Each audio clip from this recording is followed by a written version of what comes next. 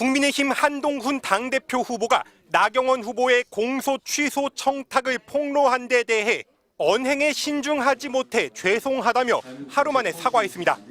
저도 말하고 아차 했거든요. 이게 이 얘기를 괜히 했다라는 생각을 했었어요.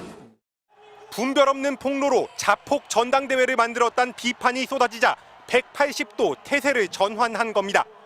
동지 의식이 없으면 어떤 일이 일어날 수 있는지. 선은 이제 좀 넘지 않았나. 자중자애에 수면하는 그런 바람입니다.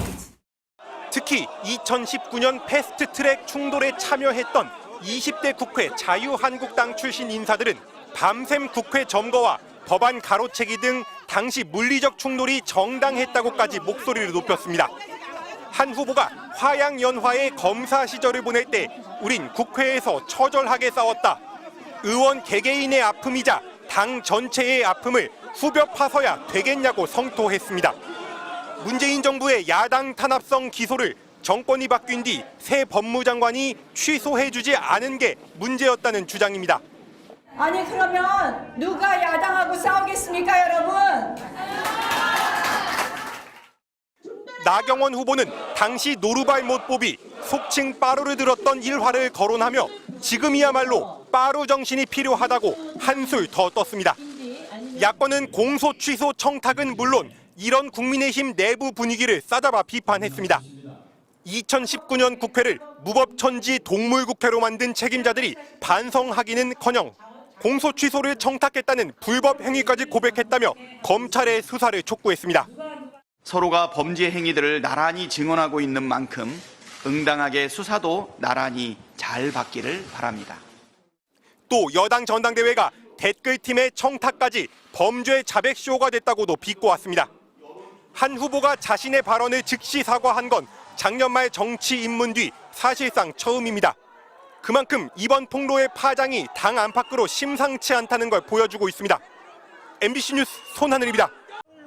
국민의힘의 차기 지도부를 선출하는 전당대회가 닷새 앞으로 다가온 가운데 지지자 간 폭력 사태에 댓글팀 의혹과 공소 취소 청탁 폭로 등 이른바 자폭 국면으로 가고 있다는 내부 우려가 잇따르고 있습니다. 국민의힘 이양수 의원은 오늘 SBS 라디오와의 인터뷰에서 전당대회에 대한 질문을 받자 쓰는숨을 지으며 이렇게 말했습니다. 뭐 자폭까지는 아니고요. 예. 자해까지는 가능한 것 같습니다. 자해까지 맞는 거예요? 자폭은 아닌데. 그럼 분당대회 맞습니까? 분당까지는 안 갈 거예요. 그럼 분열대회입니까? 뭐 이제 봉합하는데 시간이 좀 걸리겠죠. 앞서 이철우 경북지사도 국민의힘 전당대회는 폭력과 문자폭탄, 인신공격 등 온갖 추태를 보이고 있다며 자칫 이번 전당대회가 자유우파 보수 세력을 크게 실망하게 버림받는 정당이 되지 않을까 걱정된다고 말했습니다. 이 같은 논란은 특히 어제 한동훈 후보가 나경원 후보의 과거 패스트트랙 사건 공소 취소 청탁을 폭로하면서 절정에 달했는데 후보들은 여전히 서로에게 격앙된 반응을 드러냈습니다. 나경원 후보는 민주당의 의회 폭주를 막기 위해 빠루의 여신, 빠루의 정신이 필요하다고 강조하며 한 후보를 향해 분별력이 없는 것 같다고 직격했습니다. 한동훈 후보가 굉장히 해야 될 말과 하지 말아야 될 말, 이런 부분에 대한 분별이 없는 것 같습니다. 좌충우돌하는 것 아닌가 이렇게 보고요. 원희룡 후보 역시 거들었습니다.